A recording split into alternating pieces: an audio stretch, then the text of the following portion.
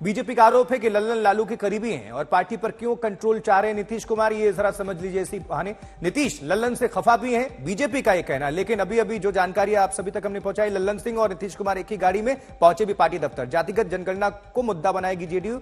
और राजीव, आगे की जानकारी। बिल्कुल, जातीय समीकरण में नीतीश ज्यादा मुफीद हैं। ये पार्टी पर कंट्रोल आखिर क्यों नीतीश कुमार चाह रहे हैं? बहुत सारे फैक्टर्स हैं। एक तरफ तो बीजेपी तमाम तरह के कटाक्ष कर रहे हैं, लेकिन नीतीश कुमार के जो मंत्री हैं, मंत्रिमंडल का जो हिस्सा है, वो क्या कुछ कह रहे हैं, उनका बयान भी आपको सुनाते हैं।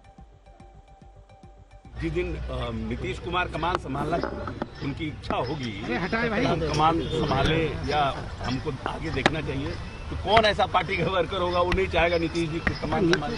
ऐसा कोई वर्कर है क्या रैंक एंड फाइल में कोई भी? अब ये क्या, अब तो राष्ट्रीय कार्यकारिणी में ना डिसाइड होगा नीतीश जी चाहते हैं नहीं चाहते हैं, क्या है ये सब तो स्पेकुलेशन है ना। फिर भी जो राष्ट्रीय परिषद की बैठक है उसमें भी तो यही बात होगी ना। अभी तो हम लोगों के राष्ट्रीय अध्यक्ष श्री ललन बाबू हैं, तो फिर दूसरे के बनने की कहाँ बात है? तो नीतीश जी को जिम्मेदारी मिलनी चाहिए अध्यक्ष पद की। हम कह रहे हैं कि अभी ललन बाबू अध्यक्ष हैं और अच्छे से काम कर रहे हैं। तो ललन सिंह जिस तरीके से मीडिया पर ठीकरा फोड़ रहे हैं, उससे साफ लग रहा है कि पार्टी में आशुतोष कुछ ठीक नहीं है। बिल्कुल राजीव, और कल उनसे पूछा भी गया था तो उन्होंने सीधे सीधे सवालों का सामना नहीं किया, बल्कि घुमा दिया और सारा मीठरा जो ठीकरा है वो मीडिया पर फोड़ने की कोशिश की। लल्लन सिंह की बातें आपको सुनवाएंगे, जो भारतीय जनता पार्टी से लेकर मीडिया को लेकर वो भड़क रहे हैं। आखिर क्यों, इसके पीछे क्या है, जरा उन्हीं को सीधा हम सुन लेते हैं।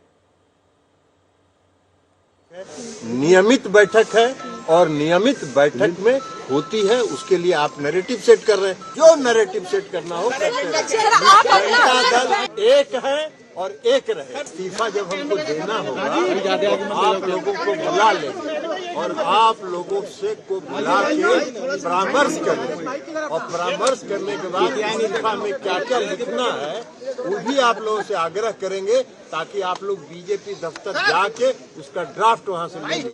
ललन बाबू रहते हैं कि नहीं, नीतीश बाबू, ये सब कोई मैटर नहीं करेगा।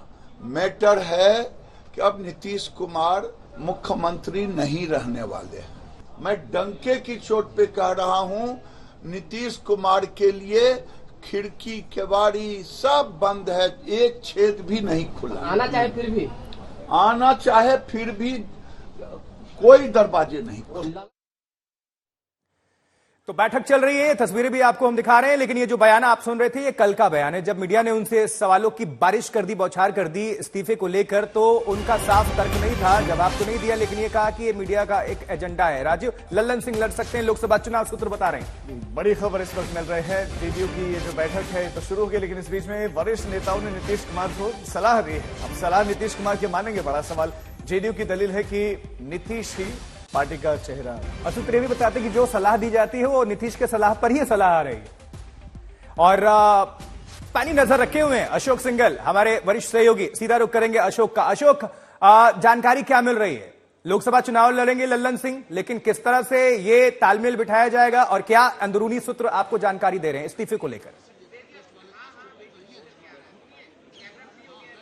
देखिए, बैठक अभी शुरू हुई है और दूसरी बात, सबसे जो एक ही बात की चर्चा है, बाकी राजनीतिक मुद्दों पे चर्चा होगी, आर्थिक मुद्दों पे चर्चा होगी, लेकिन नीतीश कुमार को दोबारा अध्यक्ष बनाए जाने की खबरें कई दिनों से चल रही हैं और ललन सिंह इस्तीफा देकर के नीतीश कुमार को अध्यक्ष बनाया जाएगा, ऐसी जोर से चर्चा चल रही है। काफी पार्टी के नेता भी दबी जुबान में बात बोल रहे हैं। हालांकि ओपनली तो खुद ललन सिंह ने भी इस बात को कल मना किया था कि ये मीडिया नैरेटिव सेट कर रही है, हमारे यहाँ ऐसा कुछ नहीं है। केसी त्यागी ने भी कहा, बाकी लोगों ने भी कहा, लेकिन खबरें यही है कि नीतीश कुमार को अध्यक्ष बनाया जाएगा और पूरी शक्तियां, पूरे अधिकार दिए जाएंगे। हालांकि पहले भी जब ललन सिंह अध्यक्ष हैं, लेकिन अधिकार नीतीश कुमार के पास ही है। तमाम फैसले जो है नीतीश कुमार ही लेते हैं।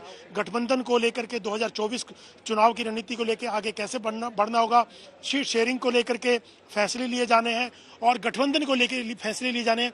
नीतीश कुमार ही सर्वे सर्वा है पार्टी के। अध्यक्ष में से ललन सिंह हो, लेकिन औपचारिक तौर से अगर उनको ये फैसला सौंपा जाता है नीतीश कुमार को, तो 2024 के चुनाव को देखते हुए और अगले विधानसभा चुनाव को देखते हुए ये तमाम अधिकार दिए जाएंगे कि नीतीश कुमार ही तमाम चीज़ों को लेकर के अधिकृत किया जाता है, उनको वही फैसले लेंगे। लेकिन खबर सबसे बड़ी यही चर्चा में है कि नीतीश कुमार को दोबारा अध्यक्ष बना करके ललन सिंह का इस्तीफा होगा और उसके बाद नीतीश कुमार भाषण भी देंगे।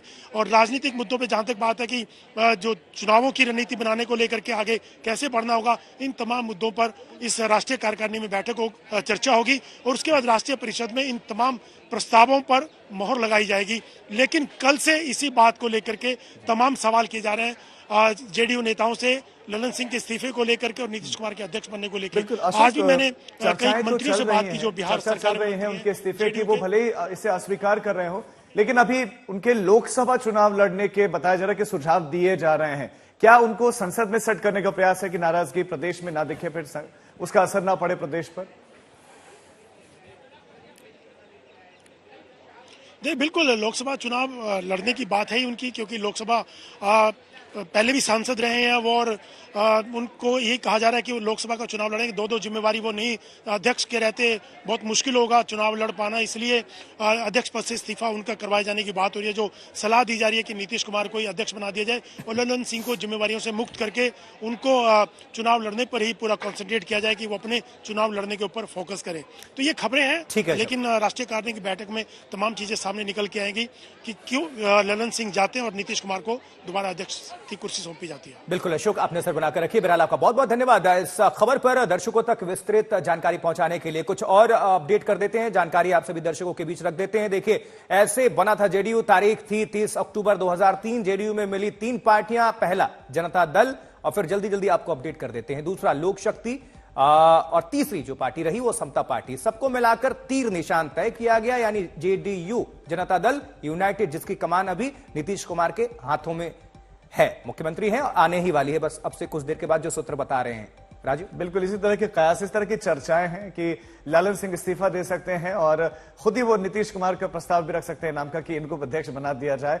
नीतीश कुमार कमान सकते हैं, जो है कमान संभाल सकते हैं तीर की। फिलहाल पार्टी बदलाव जो है बताया जा रहा है कि हो सकता है कि ना भी करे, हो सकता है कि ललन सिंह को अध्यक्ष बने रहने दिया जा सके। हालांकि हो सकता है कि बने रहे, जैसा कि वो खुद भी कह रहे हैं। हो भी सकता है राजीव, भारतीय जनता पार्टी थोड़ी ना हमेशा चौंकाती है। हो सकता है कुछ नीतीश कुमार उनकी गठबंधन में भी रहे हैं तो कुछ चौंका दें फिर से, और जो एक कयास लगा रहे हैं उसको दता बताकर फिर से उनको कायम रहने दिया जाए, यानी ललन सिंह के हाथों में कमान रह सकती है। और इंपॉर्टेंट है कि 20 साल की पार्टी रही और 5 अध्यक्ष रहे हैं। जॉर्ज फर्नांडिस 2003 से 2006, यानी कि ओपनिंग इन्होंने की थी। शरद यादव 2006 से 2016 तक 10 साल सबसे ज्यादा कमान शरद यादव के हाथों में रही, और उसके बाद नीतीश बाबू को फिर से 2016 से 2020 तक ये अध्यक्ष रहे, यानी 4 साल। उसके बाद से फिर कमान बदली थी। ललन सिंह, रामचंद्र प्रसाद बीच में आए थे 2020 से 2021, और आरसीपी सिंह को भी नहीं बोलना चाहिए, वो भी बिल्कुल आरसीपी सिंह को ही जो है ये कमान मिली। तो ये वो अध्यक्षों का सिलसिला जो शुरू हुआ साल 2003 से, इसमें कई सारे नाम जुड़ते चले गए, 5 अध्यक्ष बने। फिर ललन सिंह को जब कमान मिली तो अभी उन्हीं के पास है, लेकिन क्या रहेगी, बनी रहेगी या नहीं, ये बड़ा सवाल है। हालांकि जो चर्चाएं हैं, जो कयास हैं, वो तो यही है कि ललन सिंह खुद ही इस्तीफा दे सकते हैं और नीतीश कुमार को एक बार फिर से, यानी कि दूसरी बार जो है उनको ये कमान दी जा सकती है। बिल्कुल, इसके बहुत बड़े मायने होंगे। 2024 लोकसभा चुनाव में बहुत ज्यादा वक्त बाकी नहीं है। नीतीश और ललन से खफा, ये बीजेपी का आरोप है, लेकिन ललन सिंह कह रहे हैं ऐसा कुछ भी नहीं है। नीतीश कुमार कहते हैं ऐसा कुछ भी नहीं है, प्रोपेगेंडा, ये एजेंडा है। जातिगत जो जनगणना है उसको मुद्दा बनाएगी जेडीयू, ये तो पहले भी हो रहा था, वो तो मुद्दा तभी बन रहा है और वो आगे दम ठोक कर कह रहे हैं कि हम बनाएंगे भी। लेकिन क्या इस समीकरण में नीतीश ज्यादा मुफीद हैं, ये सब कुछ इंपॉर्टेंट है।